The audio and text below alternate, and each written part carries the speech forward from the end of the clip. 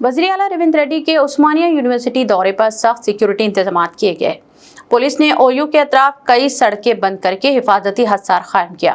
मुतअद्दिद तलबा को पेशगी गिरफ्तारी भी किया गया। रेवंत रेड्डी के उस्मानिया यूनिवर्सिटी दौरे पर अपोजिशन और तलबा की जानिब से सख्त रद्द-ए-अमल सामने आया। बाज़ तलबा ने कहा कि अगर सीएम रेवंत रेड्डी में वाकई हिम्मत है तो बगैर सिक्योरिटी ओयू का रुख करें, लेकिन हकीकत यह है कि वो आहनी कटहरों और भारी पुलिस बंदोबस्त के साए में यूनिवर्सिटी पहुंचे। इनके आने से कबल ही कई तलबा को गिरफ्तार कर लिया गया, जिससे बरहमी मजीद बढ़ गई। बीआरएस रहनुमा हरीश राव ने कहा कि अगर रेवंत रेड्डी को वाकई अवामी हिमायत हासिल है तो भारी पुलिस बंदोबस्त और अहनी खटेरे के पीछे छुपने के बजाय बगैर सिक्योरिटी उस्मानिया यूनिवर्सिटी का रुख करे।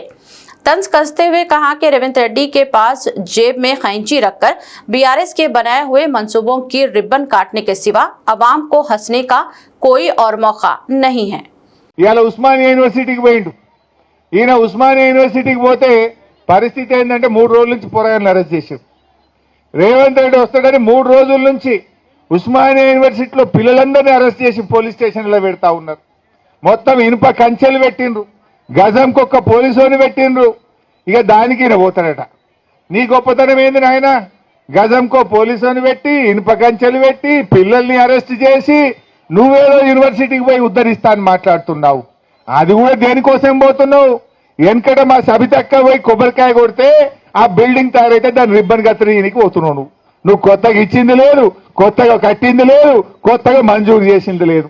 ఆనాడు సబితక్క పైసలు శాంక్షన్ చేసి పోయి కొబ్బరికాయ కొడితే బిల్డింగ్ తయారైతే దాన్ని రిబ్బన్ కత్తిరీనికి పోయిండు రేవంత్ రెడ్డి। ఇక నేనేందో ఉస్మానియాకు ఏమో చేసింది అంట, నువ్వు చేసింది ఏమున్నది? బీఆర్ఎస్ కట్టిన దానికి రిబ్బన్ కత్తిరించుడు కత్తెర జేబులో పెట్టుకొని తిరుగుతున్నావు। అంతకు మించి ఏమన్నా ఉన్నది? ఆడపిల్లలకు స్కూటీలు ఇస్తాను మోసం చేస్తేవి, నిరుద్యోగ భృతిని మోసం చేస్తేవి, తులం బంగారం అని మోసం చేస్తేవి, 2 లక్షల ఉద్యోగాలని మోసం చేస్తేవి, ఏది ఏవైతేవి ఇంకేందో ఎగబెట్టినాను ఉస్మానియా యూనివర్సిటీకి పోలీసులను పెట్టుకొని రాబట్టివి।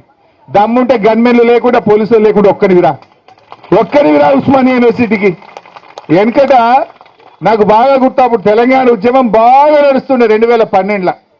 వీళ్ళంతా తెలుగుదేశం పార్టీలు ఉండ్రు, ఈయన ఇంకా కొంతమంది ఉస్మానియా యూనివర్సిటీకి వచ్చారు, ఈయన కూడా వచ్చింది అలా।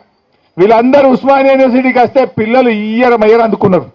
సందులో కూడా ఉరికిండి రేవంత్ రెడ్డి, అప్పుడు సందులో కూడా ఉరికినోడు తెలంగాణ ఉద్యమంలో। ఇవాళ నేనేందో వచ్చినా అని మాట్లాడుతుండ్రు। ఇవాళ ప్రజలకు అన్ని తెలుసు। ఇప్పటికైనా ఉస్మానియా యూనివర్సిటీలో బేషరతుగా మీకు ఇచ్చిన హామీలు అమలు చేయనందుకు క్షమాపణ చెప్తున్నా అని చెంపలేసుకో। ఎప్పట్లోగా చేస్తావో చెప్పు నువ్వు।